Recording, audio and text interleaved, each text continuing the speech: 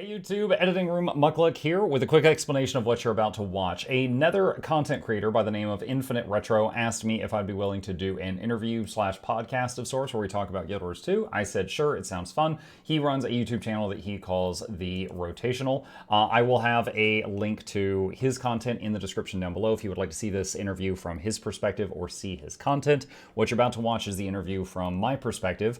Two notes here. One, his channel is not PG. So if that concerns you, you are now informed. And the second thing is there was a audio issue during the broadcast that messed up the audio on my recording. Now, we attempted to fix this by taking the audio from his recording to patch in the holes on mine. As a result of that, there are some moments where the audio is perfectly synced up, and there's other moments where it drifts a little bit and then it comes back. Additionally, my voice sounds like, it is someone talking through a headset because the audio is from his perspective. I apologize for that. We will have that fixed. Well, it's already fixed, but it will be fixed before the next video. But it was not noticed until it was too late in this one. So without further ado, this was the conversation that we had in regards to the Guild Wars franchise. Hope you enjoy.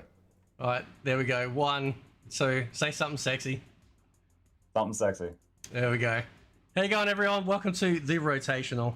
I am InfiniteRetro. This is the interview with the man, the boot. Plural, if you want to wear two of them. Muckluck, how you doing, man? Welcome to, well, thank you for coming on. It's awesome. I'm good. How are you? Thanks for having me. I'm good. So, yeah, I'll be honest, man. I'm a bit nervous because you're so massive, right? I know it sounds weird. Listen, I get that, right? Well, hey, you don't know what I was talking about, right? But, no, that's all good. But yeah, no. So I just want to talk to you because I actually haven't talked to anyone socially in the Guild Wars 2 community. And I've watched your stuff for a while now. You put out really awesome guides. You got pretty good humor too, which is nice. Like you've just got that eye for getting people to giggle and stuff like that. This is why I said yes. You've got good taste. Yeah, I think. But I won't lick the camera, I promise. But it's interesting though because Guild Wars, did you play Guild Wars 1 originally at all? I did. I was quite young, and I'll be honest, it did not hook me the way Guild Wars 2 did. So I did play Guild Wars 1. Yep. I tore through the story, and then I was like, that was cool. And then I put it up on a shelf. I did not keep playing the repeatable stuff at the end. Yep. So it's kind of foggy in my head. I remember bits and pieces, but there's definitely some other creators that are they remember every bit of analysis from that game. That's not me. Guild Wars 2 was the first one that got its hooks in me. Yeah, I did. Now I did do a little bit of stalking on your channel, right? Because one of the cool things is when you call it preparation. Preparation, yeah. Because what you go to someone's channel and then you go to the old videos. You see the old videos first, and it's cool though because you've got I saw Divinity Original Sin. I'm like, man, that's fucking awesome, dude. Divinity is so good, right? But you played WoW, right? Oh yeah. So WoW, on stream, I didn't do a lot of it, but before I was a streamer, I played WoW almost 10 years. I was very much addicted to that MMO. Yeah. I did guild leading, main tanking, raid leading. I got two. I can claim two server first. I led two of those. So that was my nerd height. Yeah. Was that? But yeah, I did about a decade of that. Which server? Most of it was on the Thrall server. I did a transfer about halfway through. Yeah, that's cool. Yeah, because even in Australia, we share, we're on the US side of purchases for World of Warcraft. Actually, even for Guild Wars 2, actually, which is so bizarre. It's really bizarre. But yeah, for some reason, we are on the US side. Yeah, so that's really cool, man. We had one Aussie in our raiding guild, our try-hard raiding guild, and I specifically remember the day that we had a time change. Yep. Which even us Americans don't even love the time change. We're just along for the ride at this point. But we had the time change, and then the next day at raid, they had one girl from London and one guy from Australia, and they were both an hour late to the raid. And we're like, where are you guys? And then he's like, oh, freaking Americans changing your clocks again. And he's just like giving us a hard time. I'm sorry. Dude, I watched a recent video for research, right? And that fucking, it was the edited one that you had. It was the 300 ping one with Ace Ventura. Yeah. Dude, that's so accurate, man. Like, that's so accurate. You know, we just like, every time we get an Oceania server here, it's like, oh shit, you know, we just, thank you. You know, like, every time MMO's coming out, okay, is it got an Oceanic server, right? And we've only just, like, there's only just brought one out for Final Fantasy, right? WoW's had it for ages. I don't think Guild Wars is ever going to do it, but that's okay. Like, it's, you know, that's not too bad. But I think Guild Wars 2 has one server in China, but I don't think it's owned by ArenaNet anymore. So there's a running joke that we have no idea what the lore is on that server now, because they could have branched off and, you know, Tiny married Bram and they adopted Aurene or some travesty. We have no idea what's going on over there. Yeah, he literally wears her as one of the backpacks. Like she is the backpack. Okay, so when Guild Wars 1 came, like when Guild Wars 2 was coming out, like I was mad because they changed a lot from Guild Wars 1. But for I've you, heard that there was a lot of that. Yeah, and when, like, I had an old channel where I was very outspoken a very long time ago about that. I got a lot of hate because I wasn't happy because they took away dual professions and you know, and stuff like that. But for you said like Guild Wars 2 was the first one that really got the hooks in, right? So what was it for you? It wasn't immediate. It wasn't immediate.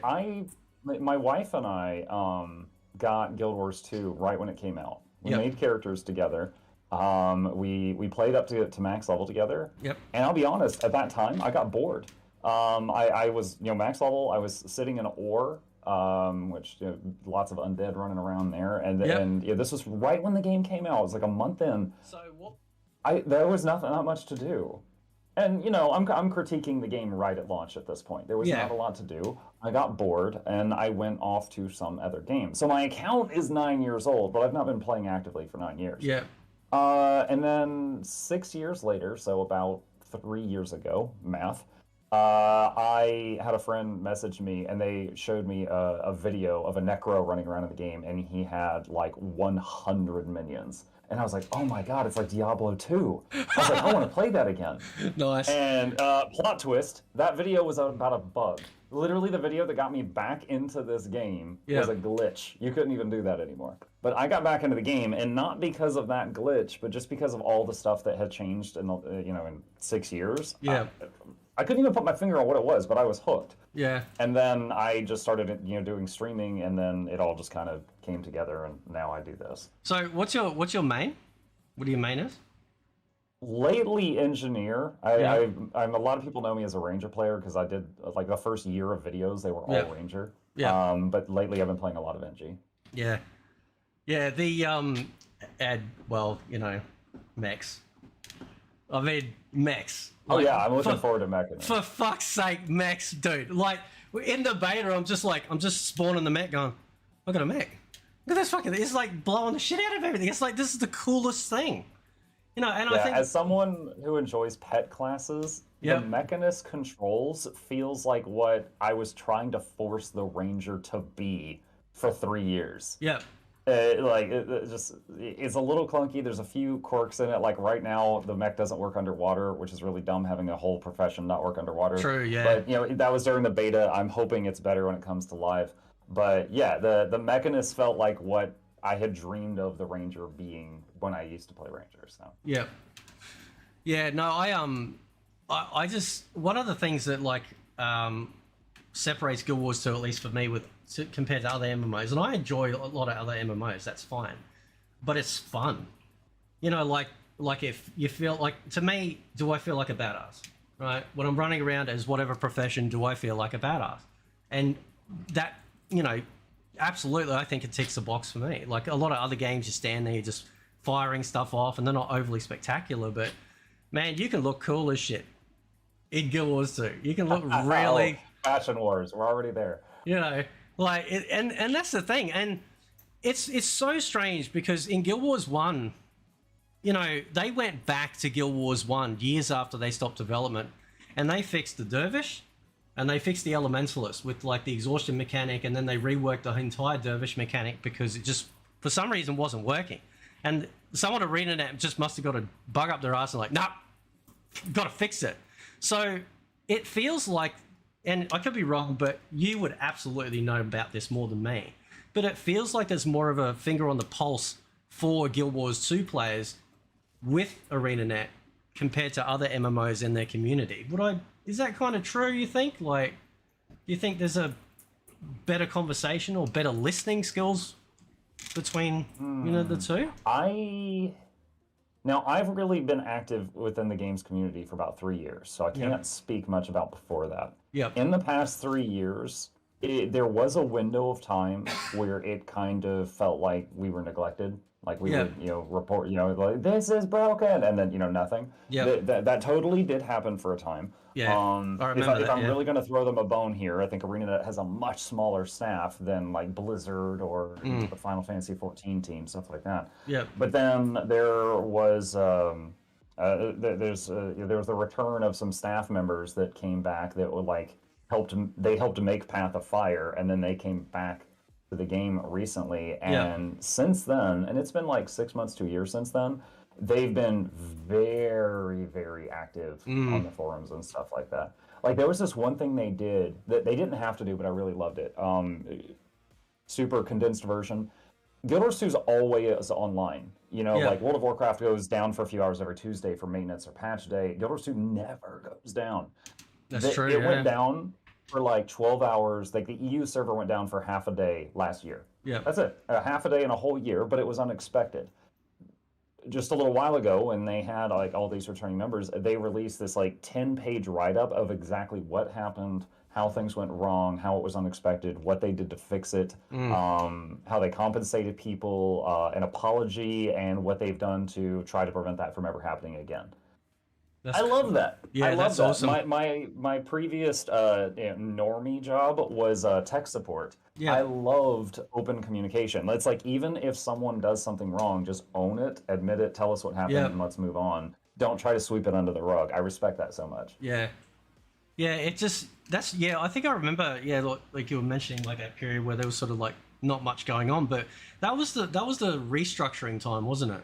Like, wasn't that when they were restructuring stuff and people were being fired? If there was the parent company above ArenaNet, and I want to be very clear here, this is my understanding of what happened. Obviously, I wasn't there. Yeah. The parent company basically told them, fire 100 people. And so, you know, they had a few hundred people. They had like, you know, 300, 500 employees, and they were suddenly just told to let 100 of them go. Yeah. So obviously, there was supposedly a project that was not public knowledge that they were working on that was scrapped. 100 people were let go. I'm sure the remaining people were completely scared if you just suddenly saw 100 of your coworkers get fired. That had to hit, you know, office morale.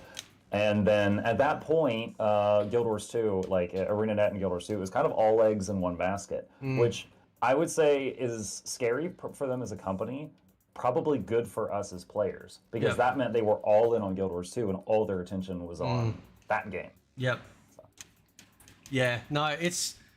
I couldn't even imagine what it'd be like. You know, you worked there for years. I was watching the manifesto, the original manifesto that came out, where they were all talking about the different systems and the philosophy, you know, that they had for the game. And there's a lot of people there I don't recognize. Like, I don't know if they're still part of ArenaNet or not. But you know, it just feels like such a massive passage of time has gone from the original. What was it, 2012? Was it 2012 release? I think it was. Yeah, I think so, because we're nearing the 10th birthday of the game, and I only know that by heart because each year they give us the presents in game, and we had the 9th one a few months ago. Yeah, but yeah, like I just it's such it's amazing, and it's to be fair, they just need to hire someone that knows how to market the game, right? Like, can't they just pep you out? You know, can't they just listen, Muck, you just got to wear a big ass hat every stream telling everyone that Guild Wars 2 Ender Dragons is coming out. Like, it's so weird because so many people, like Bellular did a video recently, you know, and it was so funny, dude, because you go to the Bellular video. Comment on that video. And then there's like Muckluck, Mighty Teapot, you know, like all the people out of the community. Old ML, yeah, Right. Chicken. Yeah, there was a ton of ANET partners in the comment section. Now, there. I had a thought, and this is kind of. I remember this guy saying this comment to me once a while ago, and I wanted to know what you thought of it. When Guild Wars 2 was coming out, there was a lot of big WoW YouTubers back then, like Jesse Cox, Krendor, Total Biscuit, God bless him, you know. A lot of these guys that were massive into WoW were starting to get disenfranchised with WoW back then when Mr. Pandaria was coming out, and they started noticing Guild Wars 2. And this dude reckoned that those guys did damage to, you know, because they hyped up the game so much, right? You know, interviews everywhere and at trade shows and stuff like that. This guy actually reckoned that they might have kind of had a counterproductive effect on the game, because I remember when I did my videos and I was, you know, when they're saying, oh, the whole world's dynamic is never going to be the same again. It's like, you know, things are just going to repeat. You know, they're going to be in a loop. You know, the world boss will come back in 2 hours and, you know, like everything, you know, everything's got to cycle around, right? And people after a year would come back to me and go, you're right. You know, these things that they were claiming, or some of these guys were claiming in their interviews, like the YouTube dudes were saying, ended up not being true. So do you, like, I'm just wondering if, like, you know, do you think that, or have you ever heard anything like that? About whether or not, you know, people in like YouTube space or whatever might have affected the game's positivity after a while of it being out. So again, that was a period of time where I wasn't actively playing the game. So I did see, you know, those YouTube videos in passing and stuff like that. As far as whether or not it impacted the game, I would say it might have impacted the player base at that time. Yep. But, you know, there's going to be players that come and go constantly. Like, yeah, I don't know what the percentage of the population is, but I would guess that a very large chunk of the people that are in the game right now, a very small portion of them were there 9 years ago. Yep. You know? So they might have had a dent in the public opinion of the game at that time. But I would assume that would have passed by now if they did at all. Yeah. And I only say that because I sort of, you know, like with ArenaNet, like I said, their advertising is so minimal. You know, yeah, if you follow them on Twitter, you see it. Or if you go to your favorite MMO, you know, like Massively Overpowered or MMO Culture, you know, they've been putting out sort of behind the scenes content of their experience with Cantha. Fuck them. Just, you know, because I'm not doing it, you know, right? Yeah. But no, God bless them, it's awesome. But you know. By the way, on the topic of those journalists, yesterday we read like 5 different articles from different companies that were invited to try out stuff in Cantha. Yeah. The most well written one. I don't have the guy's name in front of me, but the guy who writes for PC Gamer. Yep. You could tell that one he actually played the freaking game. Yeah. He was like, oh, so this new thing, strikes, fractals, raids, but not like demos, like he was name dropping enough stuff. Yeah. I was like, this guy actually plays the game. The others, I'm like, you have no. I was like, okay, these other ones are the reason that they had to make the journalists invulnerable because they couldn't be trusted outside of town without dying. That's true. So. I'll tell you what, like you know, because like just I wanted to sort of talk about some of the stuff, like the Jade bots just got announced, and then there was another article I found that was sort of going into a lot of detail about the power core and the modules and stuff like that. How the hell do these people come up with this? Like, it's like the ArenaNet team look at the MMO sphere, and for somehow they're able to take something and just completely separate it out. So WoW has mounts, and then they have flying mounts, and then Final Fantasy are like, fuck it, we'll make them all fly, which looks really bizarre because some of them absolutely don't look like they should fly. And then ArenaNet go, okay, we're gonna, yes, this is gonna look like a really small pool of mounts that you can choose from, but their functionality is so unique between each one. that when you go back to other MMOs and try out their mounts, they feel so empty, you know. And it's like the team just, I don't know, man. Like they just seem to look at stuff and go, "Yep, we are able to take this and we can make it unique and unique enough to make it fun." The mounts are incredible.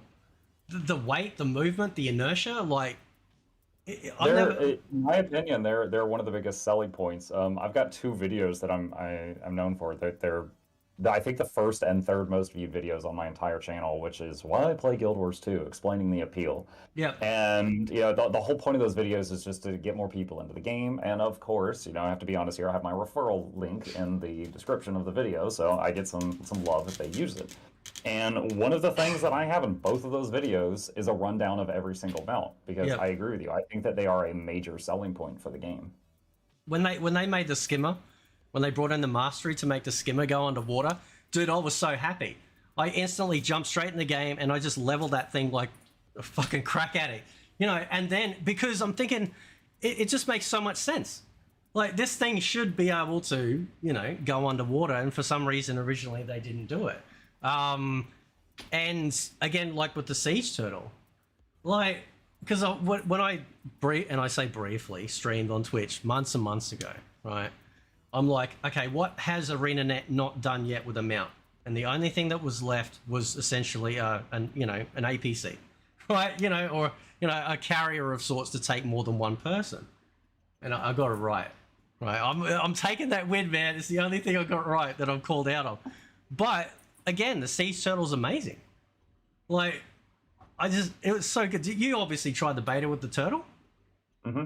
Yeah, and then like on what you said about the skimmer, before the skimmer could go underwater, there was a kind of a podcast little thing I did with some of the other content creators, and they were talking about, do you think we'll get a new mount? And back at that time, I was like, the main modes of travel that we don't have a mount for is underwater or something that could just walk on walls. And so, I was like, I'm guessing we're going to get like an underwater one, because I doubt they're going to give us a big spider mount that walks on walls, because there's so many people that are arachnophobic. And then they have like the next patch was underwater skimmer. I was like, okay, well, I guess we don't need that as a separate mount now, because there you go. Actually, you know what? The wall walking actually wouldn't be. That's not a bad idea, dude. You should. Again, I think they'd have to do like a lizard or something, because so many people are scared of spiders. Listen, man. I scream like a girl when I see a spider. Nah, that's it. It's all over for me. But spiders in games, like, you know, I love how the spiders look in World of Warcraft. They look really cool. I like the spiders in this game. There's some massive spider you beat the shit out of somewhere in Maguma Jungle. Can't remember where it was. And that looks really cool. And but yeah, no, that could work. Although, I mean, the sky scale sort of does it. Sort of, like in a base level, it just sticks. Yeah, it kind of hangs on for a second. It's just a sticker mount. It's like, yeah, well, there's the wall, there's your mount, stuck. Just, that's it. But it's interesting, like, because I follow like a few like sort of younger creators and stuff, and I've sort of gone through this myself, and I wanted to ask your opinion on it. I did a couple of videos on World versus World and raiding. You know, some people weren't happy. But my goal of the video was simply this. Should the game itself educate the player more about some of these game modes versus having them to go outside of the game to learn? World of Warcraft does a great job at, you know, explaining, the boss, different phases, each dungeon, raid, world boss, that sort of thing. Do you think some of these modes, like World versus World or raids, could be a little bit more, sort of user-friendly or like a new player-friendly? I think it would absolutely be good if they had like an optional tutorial for these modes. Experienced players could just hit the skip button and someone new could go in there and find, like, imagine, what's an example here? Like a World v World prep area. Yeah. And, you could like practice firing a catapult, a trebuchet, a battering ram. Yes. Like all that stuff's lined up with like a, the equivalent of like a target dummy for a little door or something. and you could figure out how these work when you're not getting shot at. Yeah. Yeah, I think that would be cool. You know, maybe a little rundown like this is a resource camp. Every X minutes, it will send supplies to the adjacent things. I didn't know that for my first year of World v World, and I was like, wait, is that how that works? If enough supplies hit, these level up. Stuff like that. Yeah. I mean, obviously, I capitalized on that because I just made guides for all those things. So now, I partially make a living because ArenaNet doesn't explain that well. But yeah, it would be good for the game, I think, if there was optional tutorials, and then if you don't want it, you could just skip it. Well, there's an online shooter game called America's Army that has, in between the matches, it has like, videos of soldiers talking and shit like that. So how about this? Let's pimp you out further, man. How about ArenaNet take your guides, right? So when you go into that mode for the first time, right, and maybe they have a little muckluck tutorial dude just standing there, waving. Click on that, your video pops up in game, right? Because your guides are great too. Yeah. Well, thank you. That would be awesome. I know just from experience, because one thing for your audience, I'm one of the ArenaNet partners. I'm basically a content creator that they recognize, and they gave me a few extra perks. Yeah. Now, one thing is that sometimes I make a new video, sometimes they'll tweet it out, which might get it a few thousand more views just because their Twitter is huge. Yeah. However, if I included anything in the video that's not theirs, they can't, they're afraid legally. They will not touch it. So if I mention the high ground and then if I flash a quick meme of Obi-Wan on the high ground or something like that, boom, it's out. And I came to a decision long ago that the memes will get me, make people laugh more than I need the retweet. Yeah. So at this point, there's chock full of, you mentioned the Ace Ventura thing in one of my recent videos early on. That was a meme that we just felt worked perfectly, and we slapped that in there. So one, that would be an amazing opportunity. I would love to do that, but I would probably have to clean up the videos and remove that stuff for them to touch it with a 10-foot pole. They ain't putting my fucking videos in anything. I swear too much, but that's okay. That's all right. So, but that's why I couldn't tutorial myself out of a paper bag. But it's one of the cool things I love about the game too, because sometimes you can just like the World versus World, for example. Like when I did a video about it because I love the concept of it, but it just wasn't kind of showing me, okay, well, this is the leveling process to go through, to first take the tiny outposts that have no walls and then go here and then go here, and same with the raid thing. I think in a podcast that Mighty Teapot they were talking about, or maybe it was a video he did, I think they might have mentioned difficulty scaling just like in Fractals with raids. So you get a whole bunch of newbies come in, they have no clue, right? Pile in the raid and then just basically figure it out. I kind of like that because most of the game is like that. Most of the 99, maybe give or take, % of the Guild Wars 2 is very much just falling into everything that's happening in the world and hoping hell you don't die or get smashed off a cliff. That's happened way too many times, right? But yeah, your guides would be perfect, because you're a nice boy. Right, you're well spoken. You're a nice boy, but you also explain it in a way that that people understand, and I think that's really important. And then because of that, more people are going to want to get into the game. More people want to get into the game because of that sort of positive notion than the negative side of it. So, but do you? It's amazing all the game modes in the game though. It's pretty surprising. The PvP I think is pretty awesome. World versus World is awesome. I've only dabbled in raids, but that seems cool. It's got Dundrils, Fractals, and of course the strike missions. So, what would you like to see more of endgame for Guild Wars 2? Where do you think their strength lies in their content? Now, of course, my answer to this would just be based on me, someone who's grinded out, almost 6,000 hours in the game. So I've done everything many, many times over. I hear they have they have support groups with people like you. You know that, right? The story, the living world, which is what they're constantly pushing out. Yeah, that's great and all. I don't consider that to be repeatable content. Yep. It is great. They add new zones. The world does grow.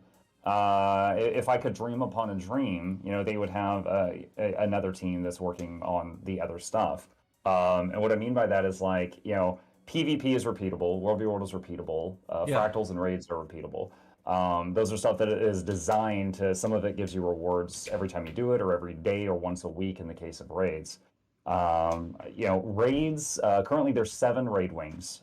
It's been over a year since the 7th raid wing came out. Yep. So would love to see another one, but of course EOD is coming out. There's been no mention of raids in EOD, but they did mention strikes with a challenge mode. Yep. Which is basically raids because they're both 10-man content. Yep. There's been no mention of any new 5-man instance content, so I don't yet know if they're going to do that. They flashed footage of that thing that looked like a Leviathan. If you saw that trailer, it was like a big underwater fish thing. The first thing I thought of is either an open world boss, it's like 100 people fighting it. That'd be amazing. Or it'll be like Twisted Marionette, where it's like a 50-man instance. Yeah. So it could be one of those, which would be very interesting. Because yesterday I did the Mouth of Mordremoth again, which is an incredible like map wide meta. Yeah. So, but yeah, no, when I saw that big, like the big Leviathan type thing, I thought, man, because that's the thing, like, because we haven't had any world bosses since just not long after launch, really. Like, I mean, they brought out Tekatl in that early, a year or two after, I think? There's been world bosses. So, like, for example, Octovine in Heart of Thorns, Mouth of Morganoth, which you just mentioned, in Dragon's Stand, and that was Heart of Thorns. Death Branded Shatterer in Path of Fire. Oh, yeah. But they tied them into... I don't know if you'd call it a world boss, but Drizzlewood Coast, which is actually one of the most recent zones added to the game. At the end of the Drizzlewood meta, you fight a dragon. Yeah. So the world bosses, like the traditional world bosses, are literally like you kill a couple things and it pops, whereas these ones are like they're more strung out metas, aren't they? Like the other ones you mentioned, like some of them, yeah. Actually, you know what? To be fair, I think all the ones I just mentioned, there are some events you have to do as prep for the boss to spawn. Yes. Yeah. So and they're great because obviously it's good XP, leveling up for masteries, things like that. But should they go back to basically like just piss off a couple of script and we're going to drop a giant ass like dragon on you. Like that's all you got to do, man. Just show up, piss them off. Do you think they should go back to that? Because something like Cantha, I think that'd be like that Leviathan thing. Like imagine just like, you're out in the water on your boat, just having a good time. And then a couple of idiots annoy it. And suddenly you're in the middle of this massive world boss. I mean, that's pretty cool. I like that sort of randomness, but do you think we'll get like a lot of big scale events in Cantha? I'm sure there will be. They showed a few open world events during the they call it guild chat. It's their little streams where they're like giving sneak peeks and stuff like that. Now the events they showed were like maybe 10 to 20 man open world type of thing. And then of course the Leviathan. I'm sure there will be some. They did also mention that Canang, if I'm saying that right, is going to be one of the first, not the first, because I think Amnoon had some, but they were trying to make a zone that was both a city and also it had a meta event. Which, if you think about it, most of the cities don't have that. There's no events that happen in Lion's Arch or Divinity's Reach or anything like that. Amnoon has the casino thing, but it's not really a fighting thing. But Canang actually has like gangs and stuff like that. So there's going to be something new and flashy there. So I'm just wanting to have a look at the world. Can I find a picture of the world map if I can open it? That's not it. The original Guild Wars 1 world map for Cantha. So basically you had Kaining Center and then you go outside, they had various exits actually, some going down the sides of the dock down to the south. You had the ones that was going off to the east, which was basically like the Hong Kong styled like the living flats, if you see like Hong Kong cityscapes, back in the old 80s, movies, things like Bloodsport and stuff, they were like piled on top of each other and all the washing hanging off and stuff. That was the outside of Canning City. So they must have taken all of that surrounding area and just turned it into one massive zone, right? Like it must be. Yeah, they did mention that that there was a lot of like elevation, and the further down you went, the more dangerous it got, which makes me think I believe it was called the slums, those levels. Yep. But I believe the slums are still going to be there, but in just like a different form. But like Yep. you said, it used to be like they were just stacked and stacked and stacked. And if you're looking at it from like an aerial view, it just looked like a big flat sheet of metal from all the roofs. Yep. The I've actually got the concept art from that, and it looked really cool. Yeah. Um, yeah, like Cantha's. Oh, by the way, I'm just gonna say this. I keep saying this just to annoy some people. I reckon Tengu are gonna be playable. I don't think so. Right now, And the reason I can tell you my reasoning if you yeah, want. yeah, go for it, man. That's cool. Okay. So, one, now they could have been lying, but one, they flat out said in one of the broadcasts, they said, no, there will not be a new playable race. Yep. The reason, and how I know their marketing is so bragworthy, but if there was going to be a new playable race, that would literally sell copies of the game and make them money. Yeah. It would not make any sense, even in the most greediest of thought processes, for them to keep that secret, because they Yeah. can actually make money by announcing that. So because of that, if they say there's not going to be it, I don't think it's going to be there. Well, I'm gonna live my truth, man. I'm gonna. Download some program that just on your own client, just on your side. Everyone's Tengu. There you go. It's amazing though, like how long, like, because Cantha really did leave a massive impression on people all the way back, and when they announced like we were going back to Cantha, I was just happy. Well, I was happy as a pig and shit. I couldn't believe it, because I love Asian aesthetic in MMOs. It looks amazing, and when they do it right, like I played ones like the Swordsman. What was that stupid Kung Fu when they came out for Korea? It was like some shitty MMO. I've got so many crappy ones. What's it called? Age of Wushu. That's it. Right. I love Asian themes in games, but like they nailed it in Guild Wars 1, and it looks like they're nailing it again. And the sound guy came out, I think, yesterday or the day before, and said that they're actually incorporating Korean music, which is amazing. Like, I totally missed that. I haven't seen that. I think it was in a tweet. He mentioned something about how he was excited to bring like Korean, like the Korean sound, like the Korean music into the thing. Could be wrong. Have a look, see if you can. But that's really cool. Like I used to teach Taekwondo and Hapkido, so I know all about like Korea and a little bit, and all that sort of stuff. So that when he said that, I'm like, oh, that's really interesting. Like they're not going for any Japanese or Chinese or any other Asian themed music, specifically Korean. I think that's pretty cool. I do know that on the 18th, which is a week from tomorrow, they're doing Guild Wars 2 is doing a stream where they do a music preview, and they're going to talk about the music that's coming out in it. So you might be interested in that. Yeah. I still play tracks from Guild Wars 1, and when I hear some of those tracks in Guild Wars 2, it's so cool. Like some of the themes around Old Kreider, back in the first game, I hear that sometimes running around the outside of Lion's Arch. It's their music has always been amazing. It's just, again, like the whole game is just like this underdog. It's a great game, but like everything, like everyone's just stampeding over the top. WoW stampeding, Final Fantasy, ESO, whatever. And Guild Wars 2 is underneath.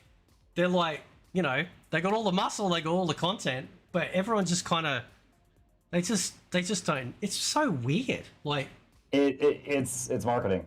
Like people don't know it exists. If you go to the average MMO gamer that is not a Guild Wars 2 gamer, and you're like, hey, what do you know about Guild Wars 2? I think most of them will be like, oh shoot, I remember that. Is that game still up? Yeah, like they have no idea it still exists. Yeah, like that's the problem. Like I've had tremendous success with my videos that try to get people into the game, because it's just like if I can just have 5 minutes of someone's time and show them that the game is good, then boom, it's like if you get them into the game, it sells itself. It's a wonderful game, but you just got to get them to try it, because the marketing is just not there. Yeah, is it like, are they? Do you? I mean, this is all speculation, obviously, but Sure. I wonder why. Like, are they worried about sort of like going, hey, this is our really cool product, like tooting your own horn, but obviously not in a bad way. Are they worried about, So I want to phrase this carefully because I like at this point I've had the pleasure of meeting many of the people at ArenaNet, and Yep. they're super nice, and I'm not trying to like badmouth them as people or anything like that. But that said, honestly, it seems like the people that work in marketing, either I would assume either A, they flat out are making bad decisions, Yep. or B, they have a really small budget. Yep. Because some of the recent stuff that they did, they did the promotion through Quiznos, where it's like you buy a sub and you get a mini in Guild Wars 2, and everyone's like, what? And it's a lot of people are like, I don't even have a Quiznos in my state. And so it's like, I remember one guy went to a Quiznos and got a bunch of the like, there was a stack of cards for these minis. And the guy at the counter was like, yeah, no one's taking these things. And he just got a stack of them and uploaded them to Reddit so that everybody could get the minis. And it was just like, it was such a weird thing. And then, there was one that was like bubble tea or boba tea, whatever it is. Yep. There was, the trailers when the game came out that didn't make any sense. They got a billboard in like Chicago or something for a week. It's like a paper billboard. Like, who's gonna buy a video game because of an image on a paper billboard? Yeah. And it's just like they've got a long track record of people going, what? Yeah. When they make decisions. There was a while back, I saw one. It was on my Facebook feed, and it showed it was a looping GIF of a fountain in Divinity's Reach. Yep. And it said like, Guild Wars 2, come play with us. And I was like, who's gonna download this game because of a fountain? Like, it doesn't even say it's a game. Like, I don't even know. Is this like the metaverse? Like, what is this fountain? Yeah. So I ranted about it on stream, but it comes from a place of love. I love the game, and I'm just like, all right, I get that you guys apparently don't have a lot of money. It was a waste of the $10 you spent for the Facebook ad because nobody did that. Nobody clicked on that. You should have saved it for something else. I don't know. The fountain. Jeez. But yeah, I 100% blame the very, like, sometimes it's non-existent and sometimes it's just plain weird marketing. I do like because I've been watching their streams, just showcasing parts of the game and stuff, and I actually like how sometimes uncomfortable they are. I actually like they're just nerdy, they're not some marketing dude, when some of the dudes walk out from Blizzard, and they're like, do you want to go back here? Yeah, it's like, fucking shut up, man. The cringe, like, it's just shut up, like. But the ArenaNet team, like, they're just regular people. They're just like, yeah, we made this game, and yeah, we think this is really cool. And they look, like that very first stream where that dude's basically trying to drown himself in water because he couldn't speak because he had some BMC, yeah. Yeah, like, so many news about that. But I actually really like I actually really like it when it feels more, more homegrown. It's weird, like people pick up on that when you're being genuine about something. Like, you can be passionate about like stamp collecting. Yeah. But if you are like really passionate, you're just like, oh, I love this, you can pull other people into a conversation about it, even if they don't care about stamps. Yeah. You remind me, I don't know if you remember a completely different game, Unravel. It was the game where you played the little yarn guy. Yeah. When that was first announced at like E3 or whatever the event was, the guy that came out on stage and he was holding the little yarn guy he made by hand, his hand was shaking. He was so nervous, and he's like, I want to show you guys what I'm working on, and everyone was like, oh my gosh, he said that. And like, people fed off of that. Yeah. Like, people fed, and like I say this, and now all developers are going to start faking handshaking. But like this guy was clearly like, he was passionate about this thing. He'd worked for years on it. He was a nervous wreck, and he just wanted to show it. And it ended up being a huge success. Beautiful game too. Absolutely gorgeous. Just the animation and stuff. It's amazing. Yeah. So, well, maybe they just need to employ you. You just do all the marketing. I mean, I've got the referral link, but I can't even say what that happens with that. You gotta answer me this. I see all these, because Ender Dragon's coming out, and I'm seeing everything, all the community, like, partners and whatnot, with ArenaNet. What the fuck is a community chest? Like, I see everyone Oh, go, sure, I'm gonna... sure. Yeah. Yeah, okay. So a community chest, basically, like I myself were given some. So basically, they're like, "Hey, Mugluck, we want you to help build hype. Here's 10 community chest codes. Can you do a giveaway?" And I'm Yeah. like, "I'm happy to," because I get traffic for them. Yeah. So a community chest code, if I give it to you, like let's say you win and I give you the code, you would go in the game, go into the Black Lion store, and there's a button Yep. at the top left that says redeem code. Same place that you put in gem codes. Yep. So you would put in the code there, and you get an item called the community chest. It's a literal chest. Yep. And you open it up, and a menu pops up, and you get to choose, like, let's say one of 10 items from the gem store. Yep. Now they're pre-picked, so you're not going to find like some $40 item in there. Yeah. But there's some outfits in there you can't get anywhere else. There's some chairs in there you can't get anywhere else. Some minis and some dies. Yep. And it's some cool stuff because again, it's stuff that you see rarely. Like Yep. the only way you're going to get most of the stuff in there is from winning one of these things. And Yep. essentially, they gave a bunch of the content creators these codes to do giveaways, and then it's just free virtual stuff. That's really cool. Yeah, I had no idea what it was. Because I thought, oh, fuck it, I'm going to do a competition. And I'm like, oh, I'm just going to buy some on the game, right? That's all I'm doing, man. I'm just buying some of the game. I'll just give them the code, and that's it. Like, I don't fucking have We've done that before, too. People love that. I haven't done a community chest or anything, but that's good. And explains that. But now, actually, talking about the Black Lion store. Let's talk about the Black Lion store. Is there, I have seen comments, right?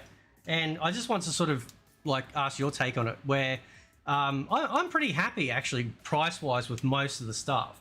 But obviously a lot of things come up about the mount skin costs. Now I do know the mount skins have unique animations, mount and dismount, that sort of thing.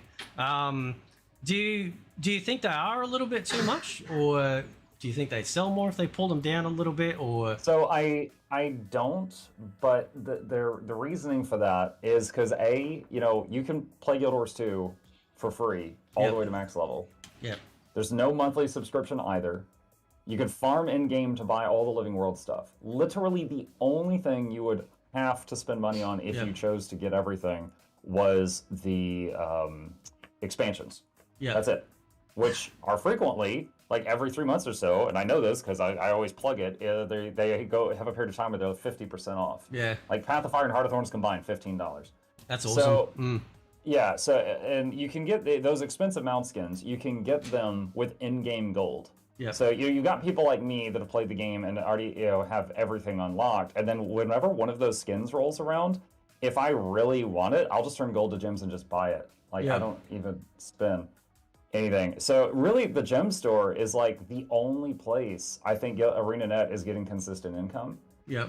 So it doesn't really bother me that the stuff there that has a price tag, because again, you could circumvent it just by spending gold.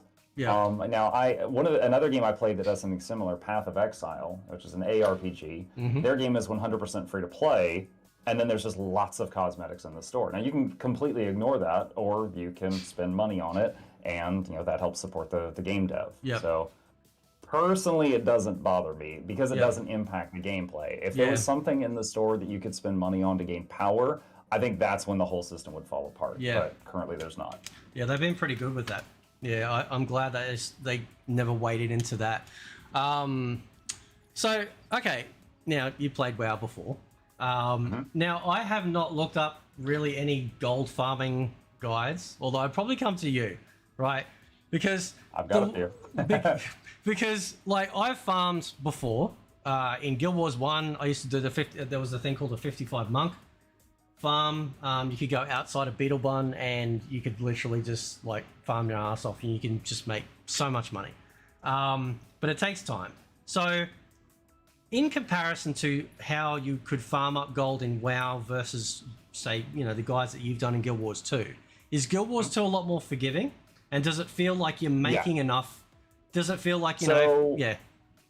Okay, so yeah, Guild Wars 2 making money. I am of the opinion that tons and tons of people have the similar mindset to you. They came from another game where if I wanted gold, I had to sit down and grind. Yeah. Find some spot where I run in circles and basically commit genocide for X hours until my bags are full. Yep. I can't stand that. I get so bored doing that. Now, Yeah. there are absolutely places in the game where you can do that. Yeah. Dragonfall, Silver Waste, and Drizzlewood are, those metas. When you finish it, it just restarts. Yeah. So people, they're profitable, and people they will just do it over and over and over and over and over and over and over. Now, I have a guide on my channel that I constantly plug to people, and it's called what I do during my daily routine. Yep. What I did is I found a bunch of things in game that pay a lot of money for just a few seconds of work. Like even if it's like a gold, but it's a gold that took me 1 second to get, right? Yeah. I found a bunch of things in game that was just a lot of money for the amount of time it took. And most of them are things the game only allows you to do one time per day. Like here's a treasure chest, and it always has a gold in it, but you can only open it once a day. Yeah. I park a character there. Each Okay. day, log in, open box, log out. And it Okay. just goes to your account wallet. Yeah. So I've got this video that's a list of stuff, and you can do one of the things or all of the things or anything in between on that list. But you effectively, it's just like, okay, for example, have 6 characters parked at treasure chests, like what I just described to you. Yep. And each day, I'm just like log in, open, log out, next character. Log in, open, log out, next character. Takes me 2 to 3 minutes to go through all 5 characters. Yep. And it's like 10 to 15 gold. Shit. So then there's also like farming your home instance, which is and if you don't want to build your own, you can borrow somebody else's. You step inside, and it's like about plant nodes and tree nodes and mining nodes. It's just 50 of those packed in a small space. Jeez. So it might take me 10 minutes to pick it all up, but it's literally money on the ground. Yep. And like I can't stand the run in circles stuff. But just from playing the game, now granted I play frequently, but the main source of income I got is those daily habits, which take, maybe all my daily habits combined take 10 to 20 minutes each time I sit down for a play session. And right this second, I'm at 5,700 gold. So if, I am by far not the richest person in the game, but I do have more money than 99% of the player base because most of them have no idea what they're doing. Yep. That's... Now, so we can get married now because I'm a bit of a gold digger. I'm a bit of a gold digger. Don't tell my wife.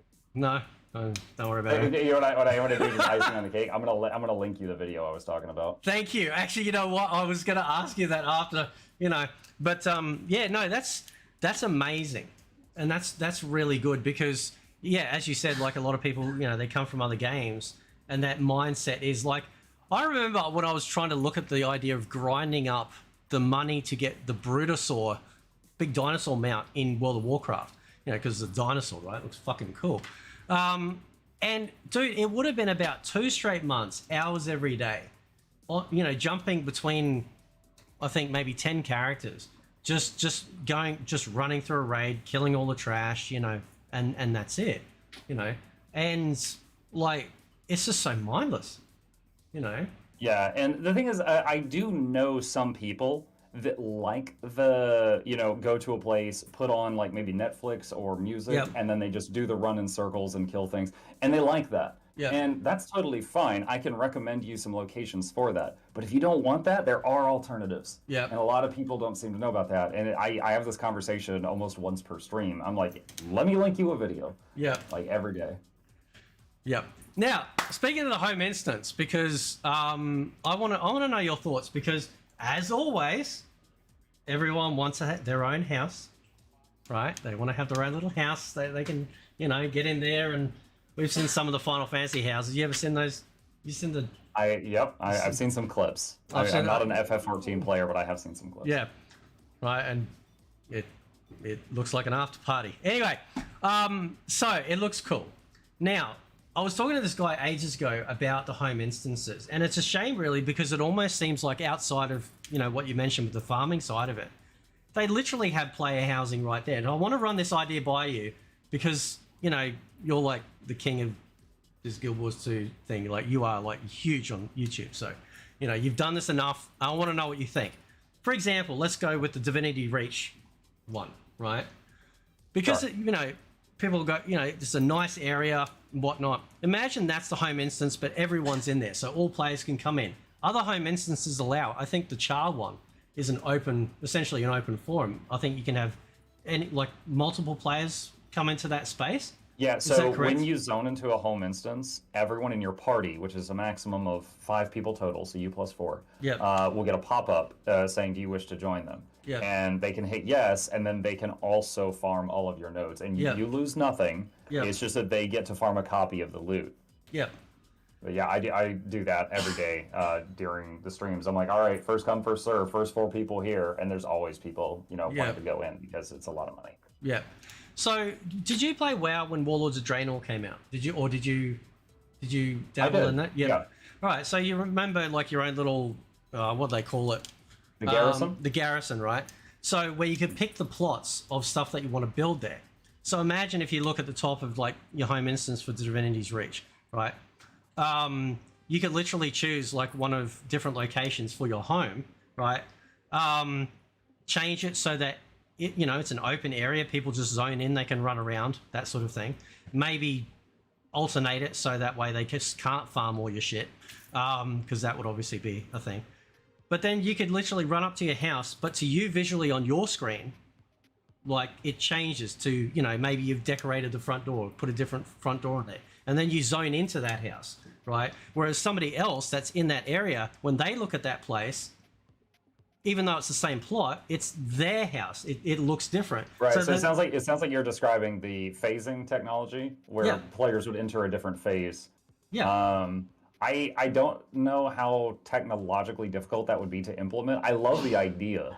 Yeah. But another thing is for anyone in your community that isn't familiar with this, like currently we have these upgrades we could do in our home instance, like adding trees that you can farm each day, stuff like that. But they currently go to predetermined locations. You don't, other than add upgrade or don't add upgrade, there is no decide where to put it. There's no customization. However, the guild halls, you can play Minecraft in the guild halls.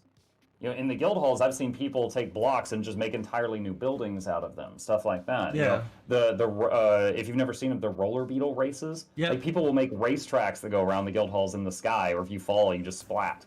It looks like the Mario Rainbow Road up there.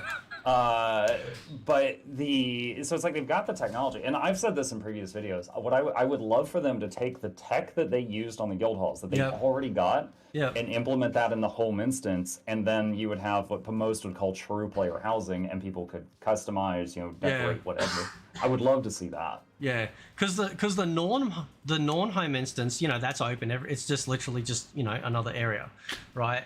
And I was spitballing ideas about how, because then within that home instance, you could have mini events happening all around, all the time, and each different race's home instance would have their own unique events. So for the Norn stuff, all of a sudden it could be some random creature pulled from the world that suddenly is just appears in that big hall and just starts running amok, and everyone's got to converge on it and try and kill it, or somebody's stolen the beer. So every fucker's just got to chase down the one dude in that hole. That would be the Norn one. Yeah, right. They chase it down to so and that would make because then you'd be like, no, we're gonna hang out in the Norn area tonight. Let's go hang out there and party there. Or no, we'll go to the the human one or the Sylvari one or whatever. Because I had no idea about the tech in the guild halls, dude. That's crazy. I had no idea. Yeah, there's in Guild Wars 2, you can be a member of up to 5 guilds at a time, and you can just switch which one you're representing. So you can be in 5 social communities. One of the ones that I'm in right now, they are really big on the holidays. They install that you can have snow generators. They install snow generators everywhere to cover the whole guild hall in snow during Christmas. They put up candy cane poles and just all kinds of stuff. And it's really cool. It takes a lot of effort, but if you've got someone that likes decorating, they can go absolutely ham in there. So is that the I've seen Griffin races. Is that how people are doing it in the guild hall? They're setting up. There's both. There's Griffin races in open world, and there's Griffin stuff that they do in guild halls. Now Griffins, that is actually a skill I don't have. So for the average player, a Griffin is just a gliding mount. You can start at a high elevation, you go slowly down. Each time you flap the wings, you buy a little more time, but that's it. Yeah. However, really experienced players can do this gimmick where they like dive bomb and pull up, and they somehow gain more altitude than they lost. I don't even know how they do it, but the craziest ones I've seen is when you've got a bunch of people doing a roller beetle race. Yeah. And they're zooming around at Mach 10, and there's a guy on a griffin keeping up with them, and he's the cameraman. And he's not slamming into any, because if he hits anything, he comes to a complete stop and they're gone. Yeah. And so it's like that guy's got the hardest job. So he's keeping up with them and having to do the trick to keep elevation, not hit anything, and keep them in his sight. So like they do a loop-de-loop, he goes like, through the loop. Yeah. They bank and then he banks and also dodges a mountain. And I always find myself just fascinated watching the freaking cameraman more than the races when I watch those things. I think there's a Twitter page. It was something like praise the cameraman, and it's showing like the camera dude, like how they get certain shots and stuff like that. I've never like I got the Griffin and like I've gotten a little bit of speed, but I thought some of those videos were sped up, but they're not, are they? They're really getting up there with that speed. That's crazy. Yeah, most of them are. But yeah, if for those that don't know, when you're on the Griffin, you hit 1 and you start dive bombing. But then if you hit space bar, which is usually wing flap, if you hit that while you're dive bombing, you boost going straight down. Yeah. And then you pull up, you keep that boost, and then you're just going really, really fast for a time. Yeah.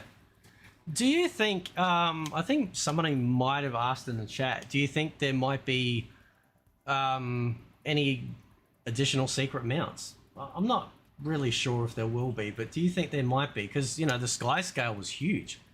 Like that was. So the only secret mount I think that was actually a secret for a time was the Griffin. Yeah. Again, this was before my time, but I know the story. As Path of Fire came out, they showed off the Springer, the Skimmer, the Jackal, and the Raptor, and then someone data mined the Griffin, and that was a surprise. The sky scale, they were very vocal about it. We all knew it was coming, the Warclaw, all that stuff. So is it within the realm of possibility because they've done it before? Yes, it is.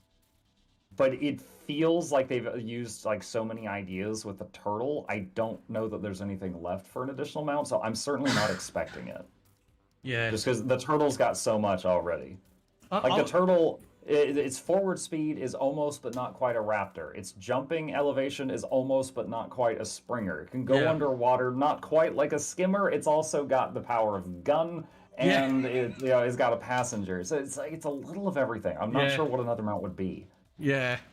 I don't think it'll happen, but I would have, if I had to make a mastery track for the turtle, I would have called it Party of 5. And I would have made it so that when you level up that mastery track, it adds the ability to have an additional 3 other people with the other 2 on the mount. Right? I like it. Because when you think, you do a full party up 5, it kind of makes sense, kind of in a way. And then, the other 3 people who aren't, obviously on the gunner, can still attack from, the sides of the turtle. Well, I remember saying to someone ages ago, I said, you just wait, dude. There's going to be like a sea of siege turtles waiting on the bank to take out Tecatl, right? That dude has no idea what's going to hit it. It's going to look so good, dude. Everyone's just going to be mounted up on these, just like the Guild Wars equivalent of a tank. That's the visual stuff I keep thinking of. That'll just look so cool, man. One idea I had as a content creator, I don't know if I'm going to do it just because it would take a lot of work, but I'll describe it to you. So they said basically that the faster the turtle's moving, the faster the ammunition will reload for the passenger. Yeah. So I was like, all right, so take a world boss, like there was the Shadow Behemoth in Queensdale. It has a lot of open space around it. So it's like, okay, so if the turtle was running at full speed around it, the passenger could keep shooting it the whole time. And then I was like, what if you had like 30 turtles just constantly, and they're just banking and playing either Deja Vu or the music from Fast and the Furious. Yeah, because you're fucking doing it, and they're just non-stop banking around this thing, shooting it from all sides. I was like, it would be so stupid, because honestly, like damage per second wise, that would be horrible. Yeah. Because every turtle takes 2 people. But it would make a funny video if someone actually did it. Oh, you know, you have to do it. That's your idea, man. You have to do it. Like in the beta, I thought, let's do turtle racing. I don't know, like I've never done race with another mount, but for some reason, I don't know why, I find it really hilarious racing the turtles, and I think it's because that, you know, they've got that little bit of drift, so we're getting some, you know, Tokyo drift happening there. And they're, you know, they've got a lot of inertia as well, so they're not, you know, not an accurate mount. But I just kind of found the idea funny. Just, you know, just all these turtles just racing. And so I will go from this waypoint to that waypoint. Ready? Go. And that's, you know, and off we pop. Actually, that's what I was going to ask you. Like, do you find it easy to come up with a lot of games, a lot of things to do with your community when you stream and stuff like that to keep them engaged? Because a lot of, you know, when you stream games, you know, especially MMOs, they're like, oh, we're just going to sit here and watch you raid, you know, or whatever. Yeah. Do you try and grab the people that are watching and try and pull them in so they feel like they're having an impact? It definitely is difficult to generate content sometimes. So, like, for example, I'm an extreme case because I've streamed every single day for the last 1,350 days. I haven't skipped a single day. So I have a lot of days of stuff to fill in. Yep. Now, you know, we made a few traditions, like every Tuesday night I do a giveaway. It's usually in-game stuff, you know, so I'm not like breaking my bank account, but you know, we give away some stuff. Every Wednesday, we call it World versus Wednesday, because we do World v World that day. And we're honestly terrible at it, but we just run around in there like a horde and just derp around and shoot people, and it's great. Yeah. And then, you know, often I'll do some varieties, like during the last 2 hours. Like, we recently finished God of War. Nice. Yep. It's the first half of the stream. I'm known for Guild Wars 2. I always start Guild Wars 2, and then, you know, eventually I go do something else just to keep my sanity. Yeah. But yeah, so I don't really do any of the weird gimmicky stuff. Like, I've seen one guild do a thing called Quaggan Ball, where they go into their guild hall and there's an arena in there. Yeah. And they have one person drink a tonic and turn into a Quaggan, which is a fat little creature. Yep. And everyone else is only allowed to use knockbacks, and you're trying to hit the Quaggan into the enemy team's goal. And you know, if you accidentally kill the Quaggan, which would be very easy, you lose. Yep. So it's like playing billiards, but with a man's life on the line. It's silly. So there's a lot of weird games that I've seen communities come up with in the game. I usually, you know, because I'm the guides guy, I very frequently have a stream of people coming and asking questions, and I'm just answering them as much as I can while also showing them content. Yep. It definitely exists. That's wow. Like, yeah, that sounds like a fucking drinking game, right? Just, you certainly could. let's just find the shortest person and just like throw them around. Shit. That must be pretty cool. Like, you know, like being able to help people, you know, because I mean, you know, obviously we're both gamers, and you know, over the years, like you get stuck on something, you find a YouTube video, or back in the old days, you go to GameFAQs or something. But that must be pretty. I like that idea of like helping people. That must be pretty cool, man. You know, knowing that like somebody's come in and, you know, they're like freaking out about something, I can't figure it out, and you're like, nah, dude, this is all you do.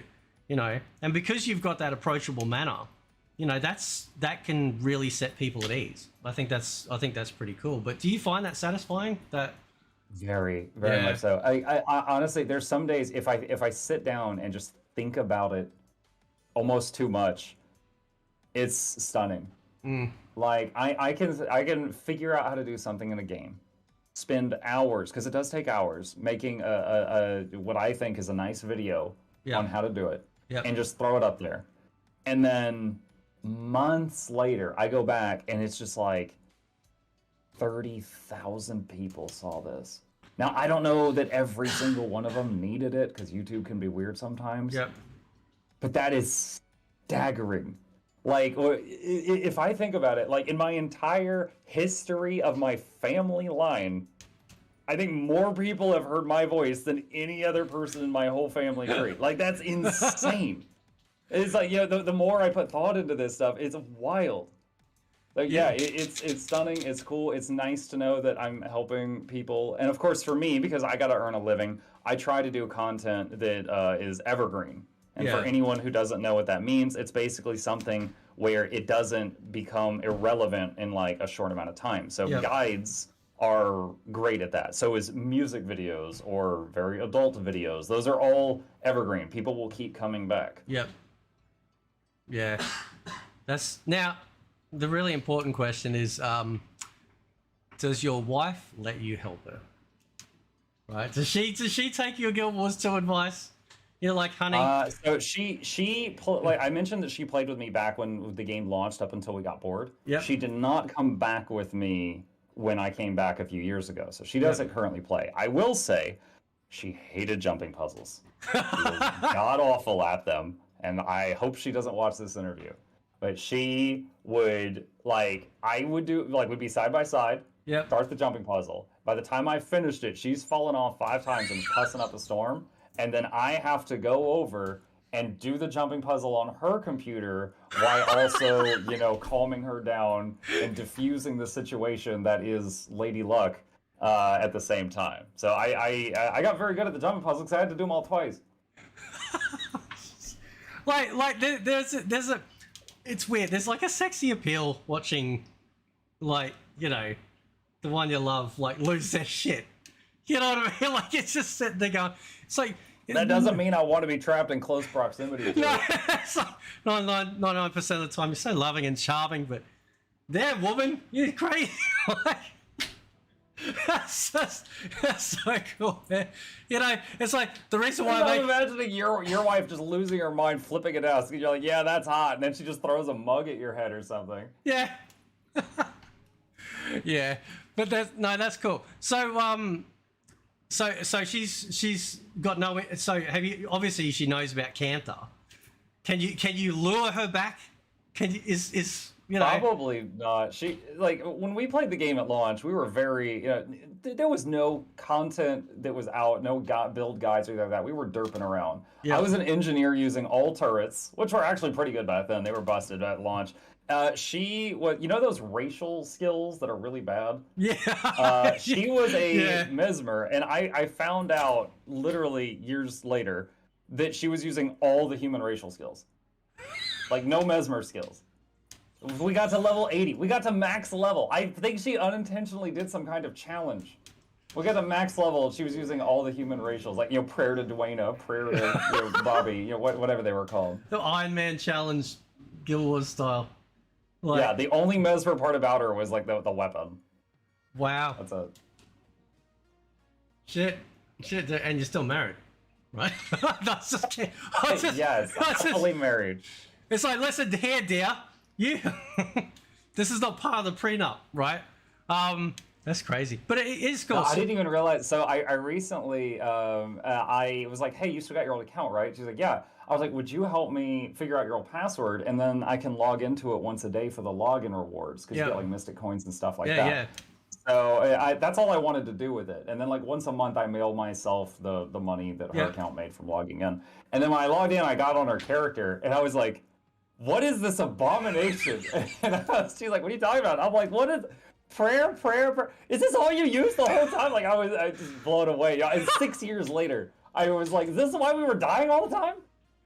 Now, prayer to everything? Now, how long were you on the couch after that comment?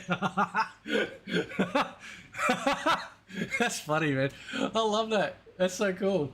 But that's the thing, right? Because when I did my raid video, because I wanted to try raids for the first time, so I thought, fuck it, I'll load up Streamlabs. I was recording, and I just went into LFG, thinking with World of Warcraft, you just you go in, you click, you go join, and then that's it. I'm not an idiot, I can follow instruction and do that.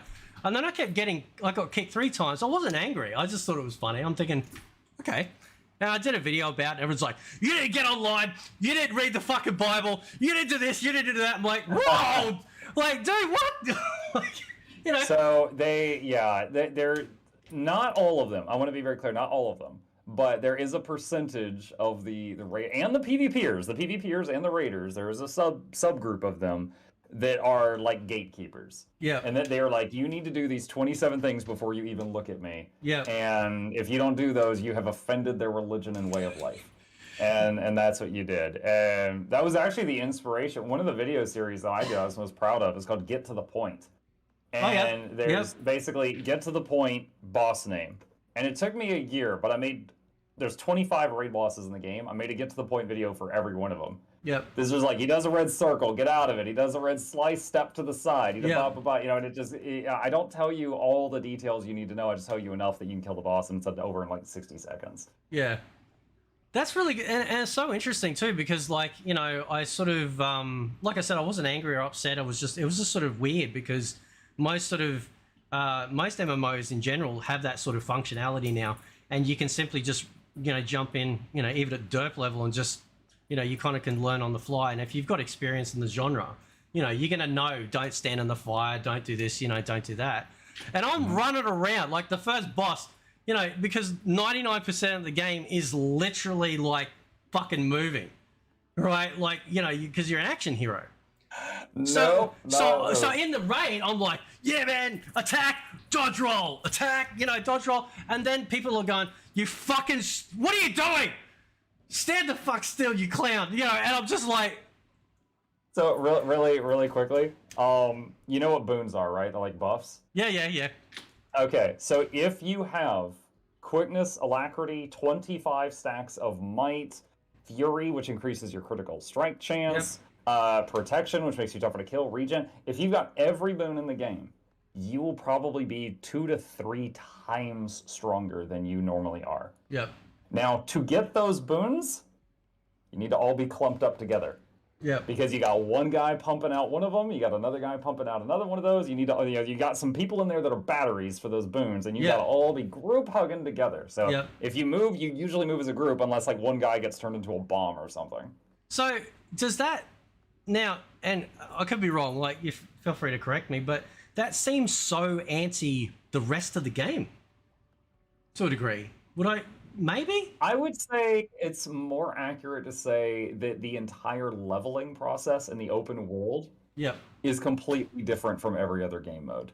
Yeah. For example, if you, a lot of people be like, I want to build for Reaper. What am I doing? The first thing that people will ask and counter is, what game mode are we talking about? Yeah. Because if it's in PvP, you want to have a stun break to get you out of a stun. You want to have a condition cleanse to get dots off of you if another player is using dots. Yeah. Those are minimum. If it's in PvE, you're going full glass cannon. Maximum damage, it'll be the healer's job to keep you alive, just don't stand in something stupid. Yeah. Maximum damage, no other utility matters. That's like a raid. Yeah. If you're in open world, they'll be like, oh, you can do whatever you want. Yeah.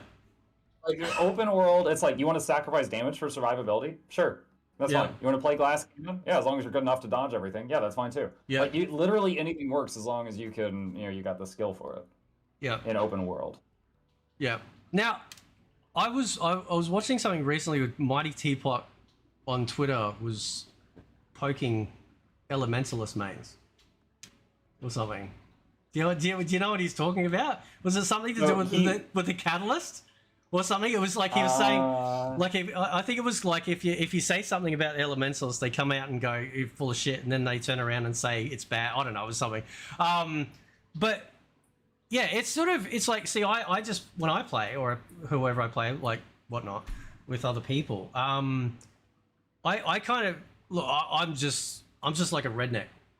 Think of me kind of like a redneck MMO. Like I load it up, If there's like big titty chicks and it looks hot and it looks so much fun, like it feels awesome to play, I'm happy, right? Like I will conform. Like obviously, like in Guild Wars 1 specifically, when you go into each area, especially on hard mode. I don't know if you remember hard mode in Guild Wars 1. You have to take certain builds, right? You can't go into like the Shards of War dungeon taking a minion bomber team because there's no bodies to get minions out of. You have to then go, okay, well, I need to take a lot of smite magic in, right? So you have to be sure of where you go. But Guild Wars 2, it feels very relaxed with most of the world, and then you hit this wall of like, no, now you've just got to specialize, right? You're not a GP anymore, right? You're a proctologist. or whatever. Right? I think it's more that like you get in there and the other, I don't think it's a bad thing because you remember in this game respecking is free. It's not like old Yeah. WoW where you go bankrupt when you got to respec. It's Yeah. literally you're out Yeah. of combat, you click a few keys, you change your build, not a big deal. Yep. But so I don't think it's bad that has like even at me as an experienced raider, Yeah. I'll change skills between bosses as I'm running to the next boss. Yeah. Not a ton of them, but I'll be like, oh, I need more interrupts on this fight, and on my engineer, I'll put elixir gun away and get battering ram out. Yep. Because that's a disgusting interrupt. Yeah. It just depends what we're doing. So I don't think it's a bad thing to like, it's like, okay, these are the hardest bosses in the game. So let me swap out a few skills to increase our chances to win. I think the problem lies with the screamy dudes that you met. Yep. That they did not present it in a good way, and they just like, and it's just like, okay, you could have said that in a better way, but all right. Yeah, like I mean, like I can read up on stuff, but I think like again with the world versus world thing, it's like, if somebody hasn't played the game for a long time, or they've just they see at the top of the screen, top left, and like, oh yeah, and they go, oh, world versus world, that seems cool, and they click on it, and they got all these options for the different areas, and then click on that, and they get into the game, and they stand there going, wow, this looks cool. What the fuck do I do? And that's the thing. Like, I love the game. The world versus world itself is really cool. But can they do sort of better? Like somebody in the chat was asking, they wanted to know what your opinion of alliances, right? And I'm assuming is alliances making it better now?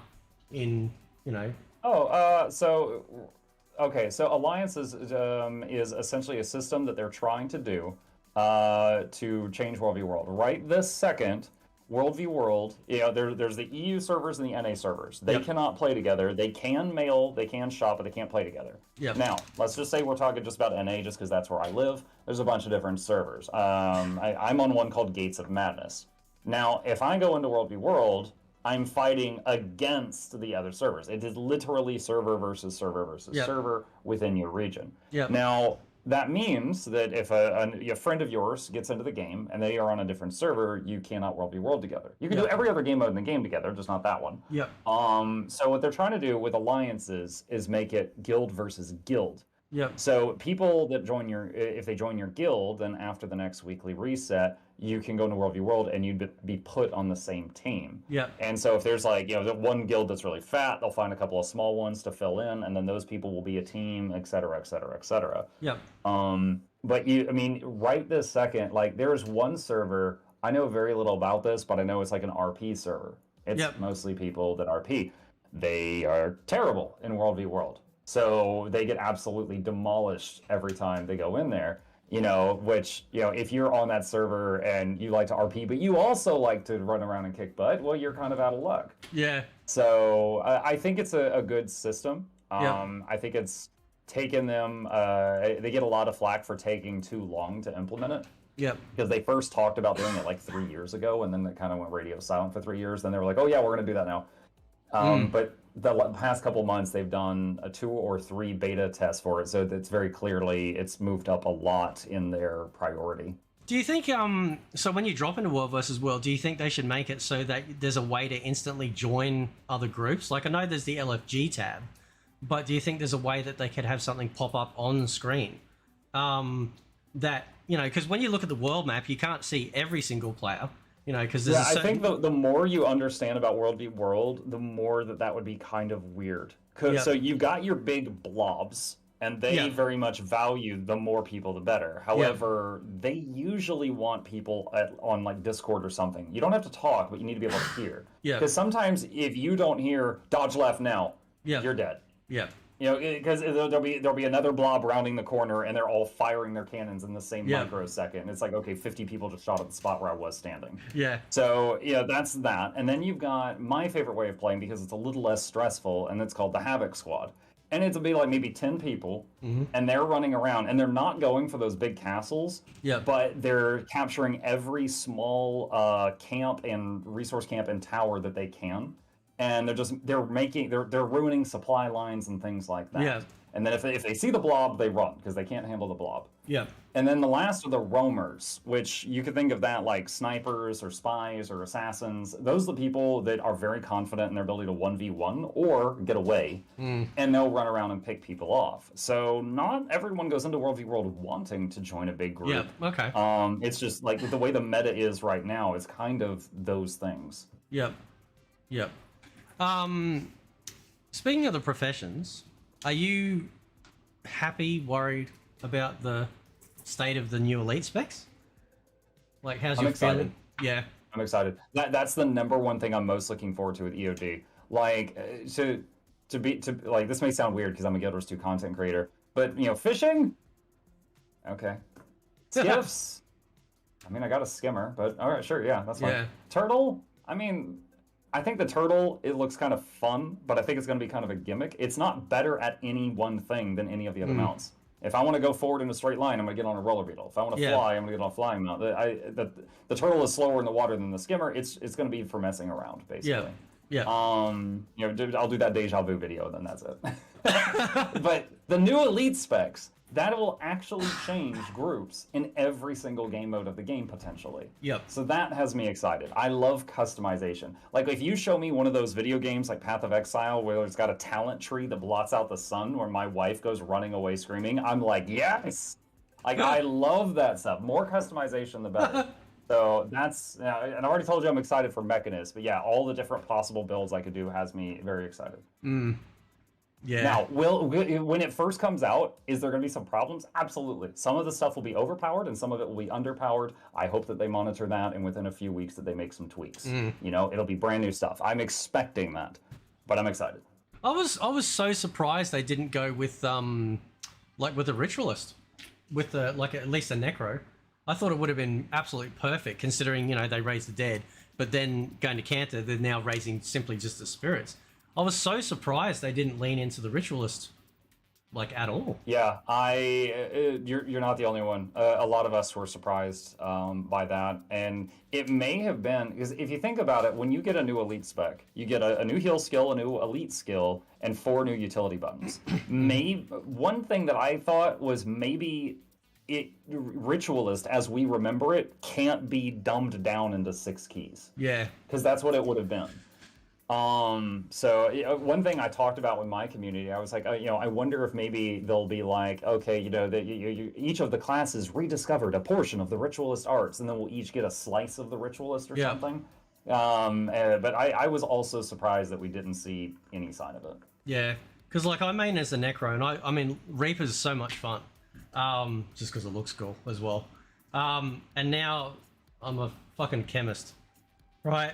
Like the Harbinger. I told my community it was a Russian. I'm like, this guy just drinks vodka and fires a gun. This isn't a necromancer. This is a Russian. Yeah, you know, and look, I don't care so much. It just felt so unexciting. You know, you just kind of like smash. Yeah, the boons are cool. That's I like that aspect of it. I would have preferred dual wielding, but. You know, I sort of thought, well, I just wish the you know, the, what do they call them? The, not the flasks, whatever, you know, the vials. I wish they kind of had more of a, you know, a flair. So if you like smash one of them, maybe it like you know how you can go into the lich form, right? So one idea I had was like, you smash one of the vials and you turn into some sort of like undead sort of creature thing that's relevant to that. You know, and then you get like 5 skills for that. And then if you smash another one, it turns you into something else.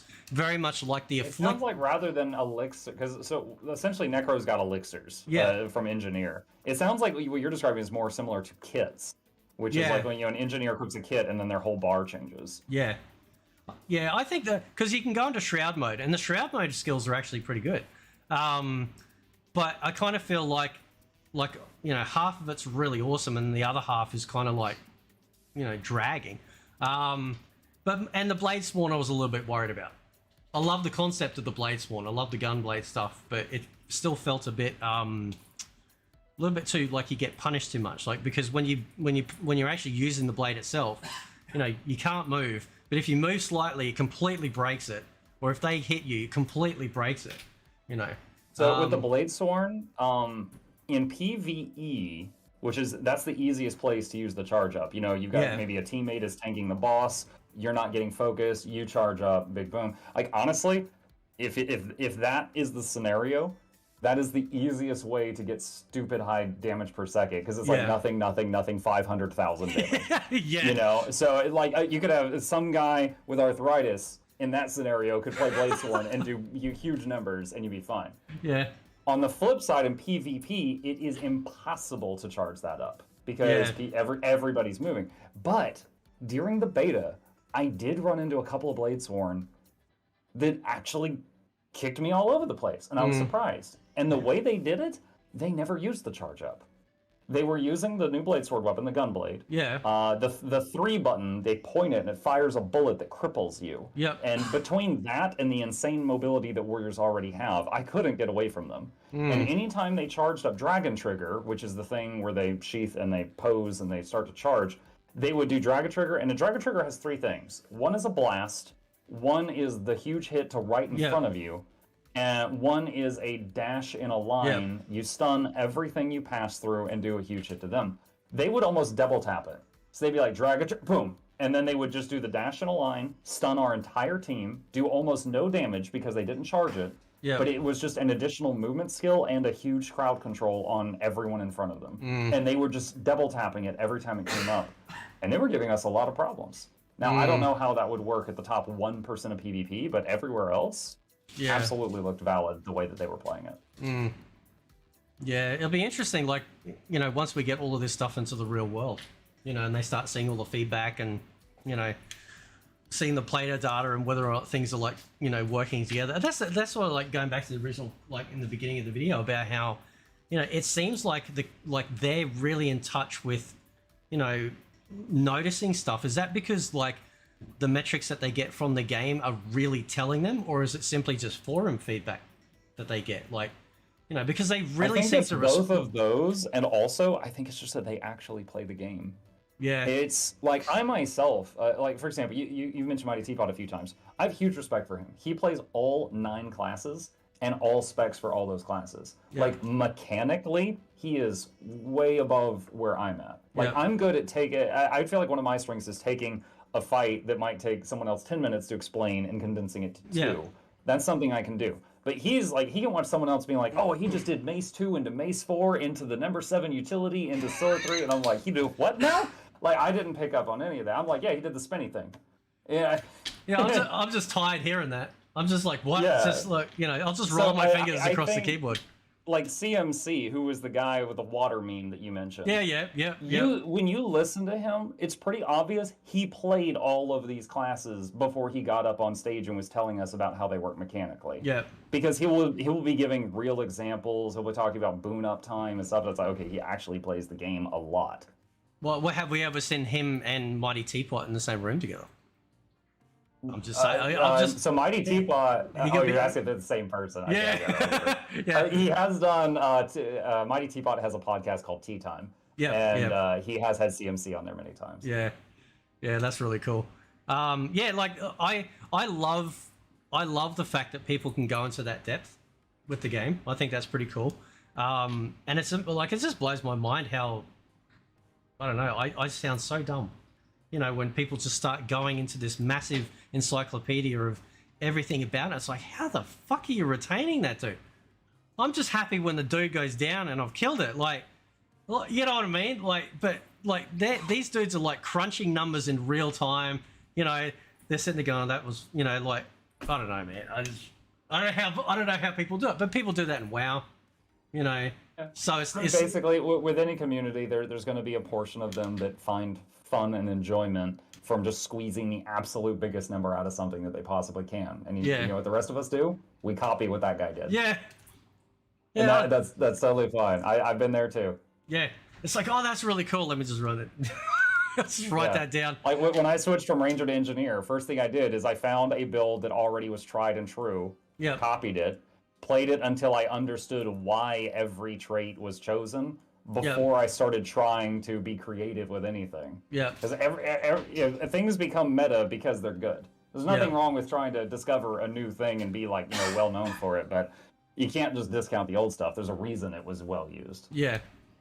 Yeah, it's like with the build templates from Guild Wars 1, you just get on the website and you're like, yeah, I need this particular team, copy, paste, save them, and like I think I was doing like the last parts, I think it was Winds of Change or something, or Beyond, or whatever it was, and dude, I couldn't do that last level.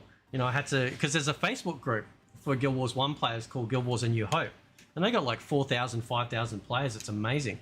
And I actually had some of the dudes come in and help me with this last mission, because it was the last mission to unlock that samurai-esque looking ritualist guy, Zen Ri or whatever his name, or Zay Ri or something, to unlock him on hard mode with that mission. But you've absolutely got to have those builds, and not in a million years I would have been able to figure that shit out. I'd be sitting there like, it's like, yeah, that skill looks cool, that one looks cool, just line them all up, walk out thinking I'm gonna fucking Hulk everyone, and I get interrupted. They all fucking, go all on a slow timer, so I can't do shit. I'm sitting there with my stick, like that's yeah. And the reason for that, I know your example is Guild Wars 1, but in Guild Wars 2, there's so many skills that will multiply off of other skills. And to use, because I used to play a lot of Ranger, just to give you one example, one of the popular builds for Ranger for doing DPS in a raid or a fractal is a power build. Yeah. And crazy enough, the most like if you just one click, what's the strongest skill in a Ranger's arsenal? It's Axe 5, which is when they take the axe and they spin around. If you've seen it before, So that move. So here's what they usually do. They like they'll run up to an enemy. They'll do their basic stuff, and then they'll get the enemy's break bar almost broken. That blue bar that stuns them. Yeah. Because when they're stunned, they take 20% more damage. Yep. So they get them. They're almost stunned. Then they merge with their pet if they're a soul beast. They use Sick 'em to tell their pet to boost their damage, but they are their pet, so they get boosted damage because that makes sense. One wolf pack boosts their damage even more. Then they drop down a field, like a fire field or something, if they've got access to that. They use a stun like Axe 4 or from Pet Merge skill, because there is a trait that gives them a 10% damage boost when they're hitting a stun target. And then right when the break bar finishes, they weapon swap over and do Axe 5. And all of that stuff multiplies off of each other. Yeah. And I, like, no joke, that one move, it'll flash like, 200 to 500,000 damage. Jesus. But that only works when all the stars are aligned and you're hitting a target that's not moving. Because you're sitting there channeling a melee attack. So, a soul beast that gets interrupted or they mess that up, they will look terrible on the damage charts. Okay, but then the ones that do it right, it's like they look bad, oh my god! They look bad, look bad, oh my god! Like that's how they look on the meters. Yeah. Because their damage gets stupid every time all that lines up. That's crazy. On the flip side, you've got my much preferred, more relaxed thing. If I DPS on a Scourge, all you gotta do is keep the dots up. Yeah. Scourge is a lot closer to when these 8 buttons light up, I mash them. Yeah. And it will do comparable. Would you say the dots, in comparison to say World of Warcraft with how their dot system work, do you think they're far deadlier in Guild Wars 2 versus WoW ones? Do you think they feel like they're actually making impact? That every dot in this game stacks. Yeah. Either in duration or in intensity. Yeah. Now granted, WoW's come a long way, but I remember original WoW where each warlock, like you could only have one warlock curse on the raid boss. Yeah. That was awful. Yeah, I know.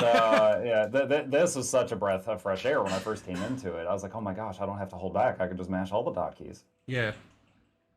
Yeah, it's and the combo fields, like do you delve much into the combo field side of it, or just, A little bit. Yeah. For example, like I said, if you do whirling defense, the Ranger Axe 5 in a fire field, every like half second you fire a fireball because it makes a flaming whirling combo or something.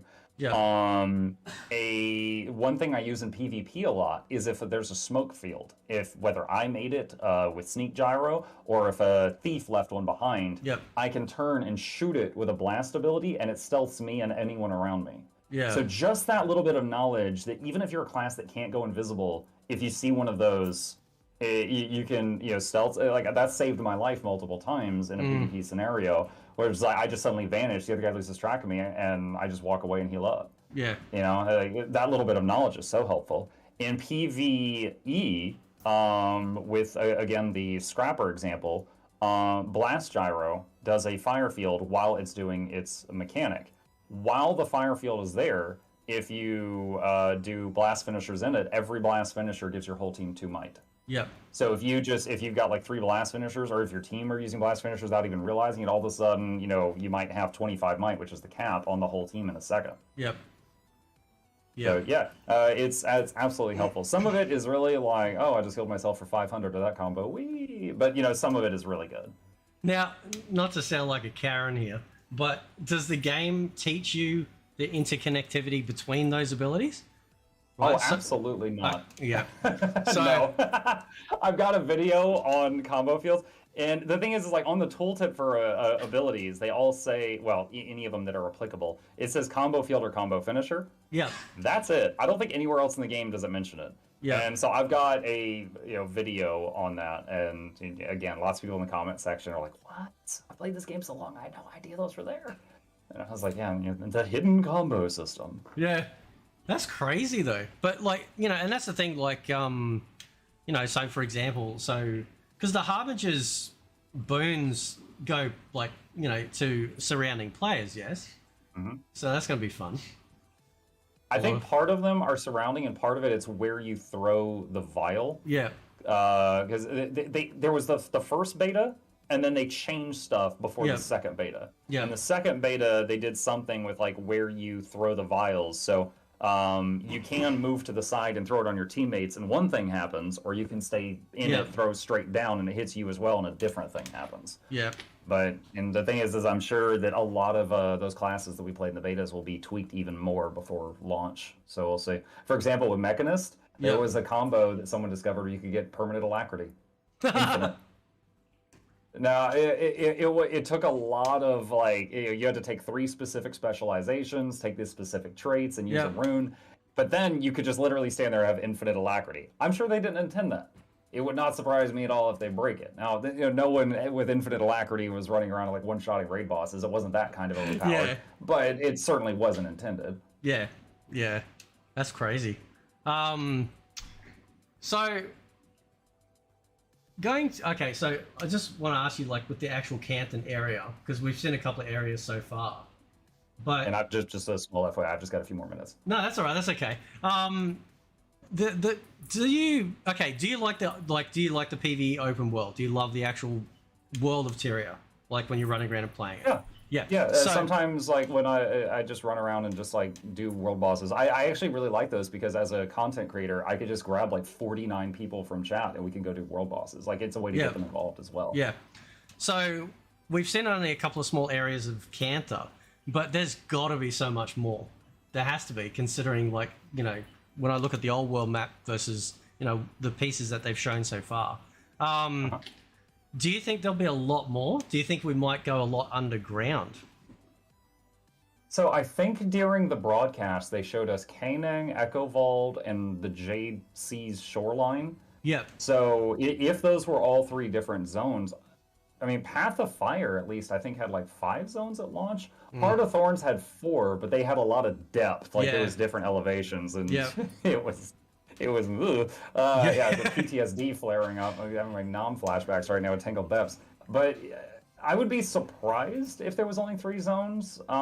If there are only 3, I would assume that they're going to have more depth than the Heart of Thorns maps did for them to justify that. Yeah. Yeah. Yeah, no, that's the thing that excites me a lot too, just that discoverability of finding all those nooks and crannies, because that's, with your map, you've got all the things, points of interest, vistas, that sort of thing. And that helps players, which I'm sure you've done in guides too, because those themselves are kind of like, they're like soft guides. It's like, oh, what's that over there? I'll just trundle over there. And also, something that I just thought of, like, any maps that were in Guild Wars 1, Guild Wars 1 Cantha, that aren't in Guild Wars 2 Cantha, they have room to add those with whatever Living World Season 6 is. Yeah. So, whatever the living world is after the release of End of Dragons, maybe they'll add in the missing stuff. Yeah, that's the cool. I do love that about the living world stuff, is that every time they always bring out a new area. So when you look at the world map, it's starting to fill up, and there are parts you look up and you go, shit, what's there? Like, and they could work it in. Like, that's the one I love, seeing just the world just grow, and seeing all these new areas or redone areas in this, the 250 timeline, that they've created. But yeah, I'm gonna be so happy when it comes out, man. Can't believe we're going back to Cantha after all this time. I'm looking forward to it. So, all right, now I know you got to run off. I do appreciate you've been here almost 2 hours, so I thank you, dude. It's good to meet you, and it was good to have you on here. So have fun. Pimp yourself out. You got to pimp yourself out at the end. If anyone here doesn't know me, my name is Muckluck Douglas Bartholomew Reginald Esquire the Fourth. I stream every single day on twitch.tv/Muckluck. I'm also known for the YouTube videos. There's Muckluck YouTube and also Muckluck Plays. I've got 2 channels. The second one is more like Let's Play style content. And if you need guides for Guild Wars 2, they are on my main channel, but they are much better organized on my website, mucklucklabs.com. It is ad-free, gluten-free, all the free, and go there, steal my stuff, binge, do whatever you need to do. Cool. That's a lot of pimping. I'll try and put as many links as I can on the bottom of this video, so that way people can just like jump through. Well, thanks, dude. It was a pleasure talking to you. And you're so huge. I'm still a little bit nervous because you're so big, right? On YouTube and Twitch, man. You got what, 50, 60,000? Like, do you ever just look at that number and go, Yes, I do. It's wild. What did I do, man? What the fuck? Like, that's crazy. But you deserve it, man. It changed a lot. Like my first year that I was streaming, like for months I had 0 viewers. It's just like I had a couple of days that were really good and it got me hooked. But then, I had, for every one day that was good, I had 28 more that were just like, it was just me talking to myself. Yep. But after like a year or so, it really took off, and now I'm just kind of like, oh my god. All right, well, thanks everyone that's watched this. That's very cool. I'll put all the links to find the dude that named himself after very warm, comfortable looking Arctic shoes. Right? Maybe if you harass him enough, he might as he said earlier, he might bring out his own clothing line. Right? Think of what else you can do. Oh yeah, I look forward to it. Wizard hats and mucklucks. That's yeah. All right, well, thanks again, dude. I really appreciate it. And to everyone else that watched, thank you very much for showing up. And I will catch you guys next time. See you later.